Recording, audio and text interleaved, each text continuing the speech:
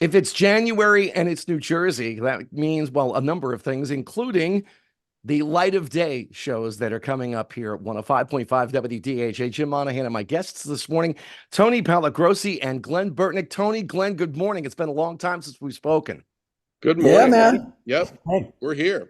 Tony, let me start with you as the executive director of the Light of Day Foundation. What's it like putting together something of this scope? Because it is big this year. It's rough. But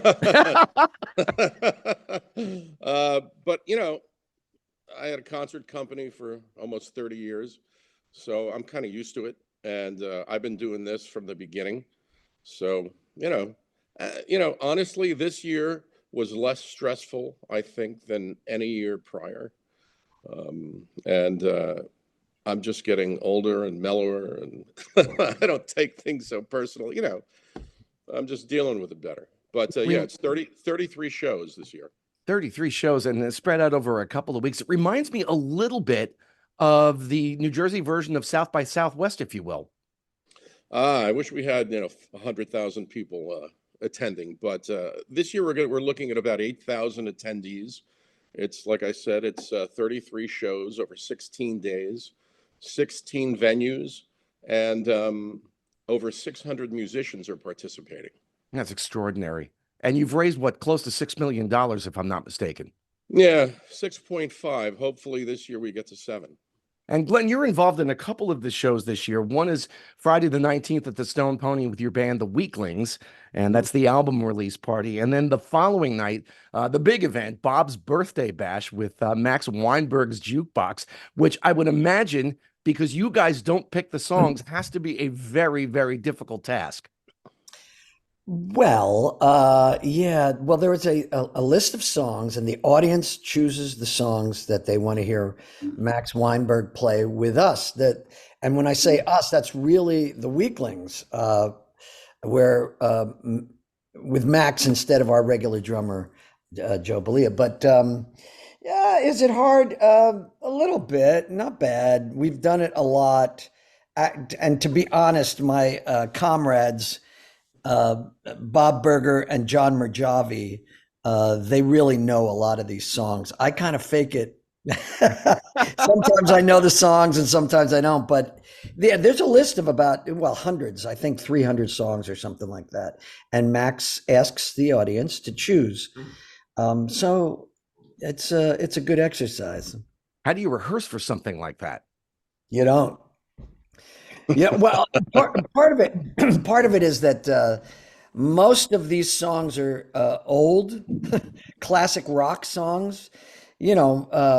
Max is in his early 70s, and I grew up right behind him. We're all Bob and John play a lot of cover gigs.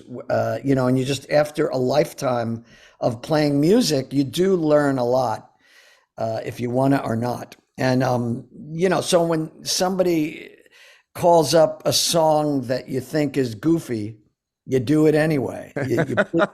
You please the audience, and Max actually puts on a great show. He's a great ringleader for the audience. It's pretty wild. He started in the Catskills when he was a kid. He had a gig in the Catskills, and I see that coming out. He's an older Jewish man, and I see it coming out. Tony Pallagrosi and Glenn Burtnick are my guests this morning here at 105.5 WDHA. The Light of Day shows for 2024 are coming up. Tony, I was looking at the schedule, and Friday night, the 19th, looks like one of the best nights of music in New Jersey that I've ever seen. And the only thing that ticks me off about it is I can't get to all the shows. Well, you got to. I mean, that's why you got to schedule. That's why we have the app, so you can make it all work.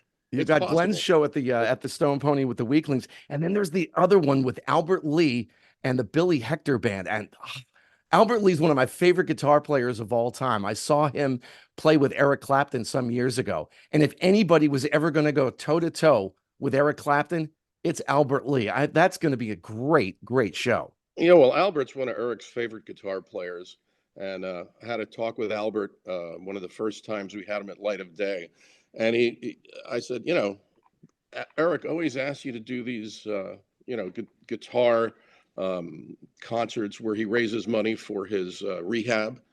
And I guess they're called Crossroads concerts. Mm-hmm. And Albert said, "Yeah, I guess he asked me because I don't cost anything. So, I just go and do it." But yeah, Albert is celebrating his 80th year. Wow. Yeah, and he's still out there touring, Wow.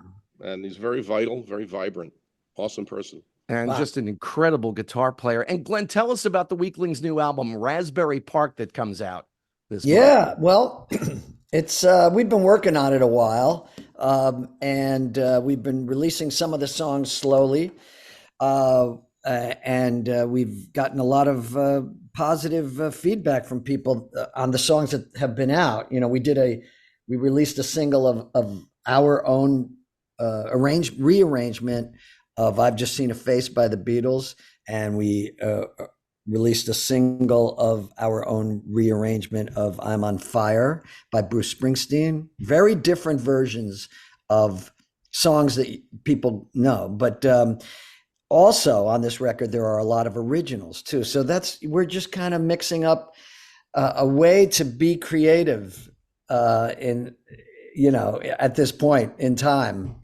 in the music business. I mean, a lot of people love classic rock. A lot of people love old music. Young people, old people, everyone wants to hear things that are a little more familiar.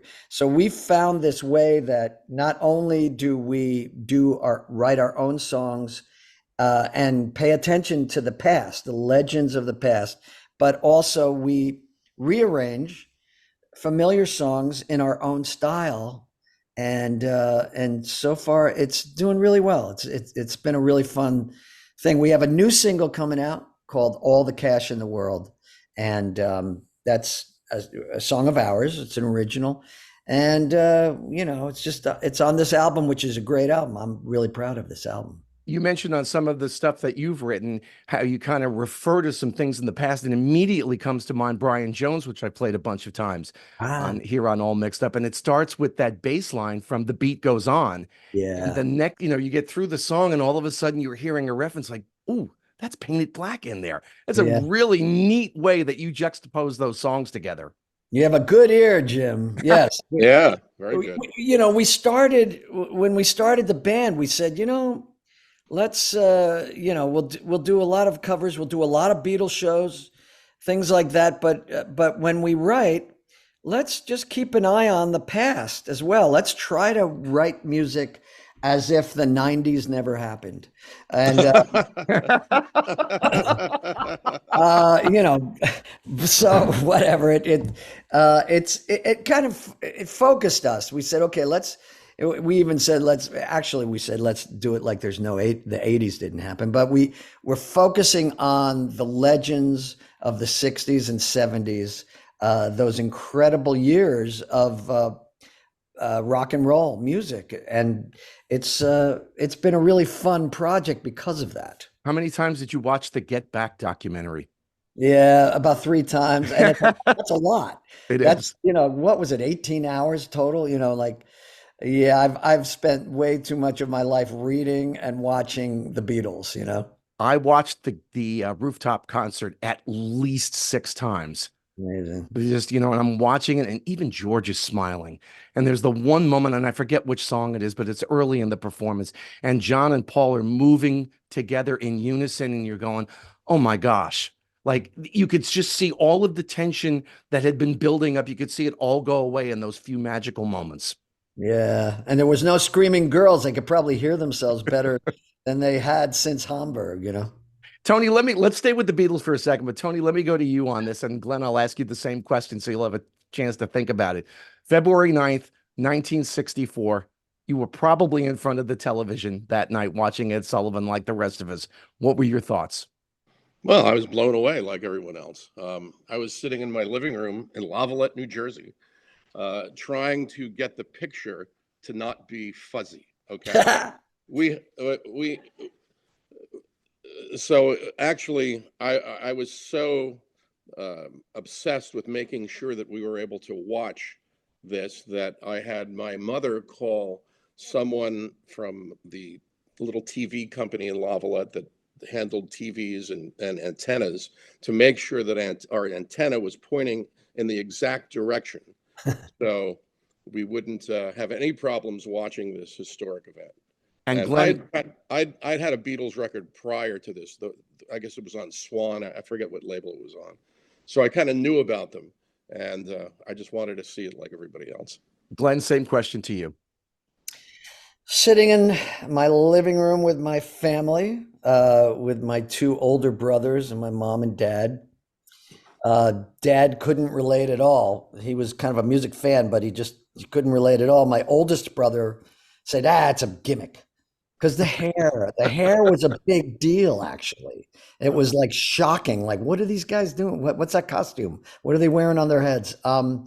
But my middle brother, who I paid attention to because he was only like 6 years older than me, he was like, this is cool. So I was young, but I was watching everybody else's reaction. That's what I remember. It's funny. I remember the Beatles, but I also remember keeping an eye on my family and watching their reactions. And then when my brother Brian gave the thumbs up, then I was like, okay, I'm going to pay attention to this. And lo and behold, 20 years later, I was on Broadway as, portraying Paul McCartney. I asked Lenny Kaye the same question some months back, and he said, I wanted to know what was going on underneath the hood. I thought, what a great way to look at that, because it changed the world. It changed the way we dress. You mentioned the hair. I mean, almost overnight, kids in my elementary school were wearing their hair differently. And how many guitars and drum sets did they sell the next day? The shadow they cast is still on us, Very much so. And I think that the fact that you're playing with the Weeklings at JFK Airport the weekend of the 60th anniversary of their arrival is really something special. It sure is. That's a pretty cool space. It's a great. That's the fest for Beatles fans. It's that is an annual thing in Chicago and New York. But we to be in that terminal where they arrived 60 years ago, I guess it is. Right? Yeah. Yeah. So, it's you realize you're standing in a historic location. And I can't help but think, Tony and Glenn, that those 3-minute records that they learned more from than in school that Bruce Springsteen talked about was all part of that stuff that came in 1964 with the Beatles and the British Invasion and the Stones and the Kinks and Herman's Hermits and all of that music that literally formed the soundtrack to our lives. Totally. By the way, speaking of British Invasion, on the new Weeklings album, Asbury Park, there is a song where, once again, we have Peter Noon, Herman of Herman's Hermits, is appearing with us. He sings lead on a song. So he's like our buddy. And this is the second time we've recorded with him. And that is a thrill for me. That's like, I always say, the 9-year-old Glenn is flipping out because I'm working with Herman of Herman's Hermits. Tony, for WDHA listeners who want to learn more about Light of Day, all of the shows, and the foundation in general, where do they go? They go to lightofday.org. That's lightofday.org. You can go to our Facebook page, which is the Light of Day Foundation. We're on Instagram. We're on X, formerly known as Twitter. And that's the best place to go, lightofday.org. And Glenn, for DHA listeners who want to learn more about the Weeklings, where do they go? Weeklings.com. Of course. Simple enough. So listen, on Friday the 19th, I know you're both busy that night. You've got to be at the Silver Ball because this band Dead Air is playing the night of covers. Oh. I'm in that band. We know. So you got to come down. That's why I was saying about the 19th. There's so much packed into it, and I'm going to be someplace. But we're going to try and come down for your show, Glenn. All right, man. We'll try to stop by at yours. All right. Tony Pallagrosi, Glenn Burtnick, thanks for joining me this morning here on DHA. Thanks, Jim.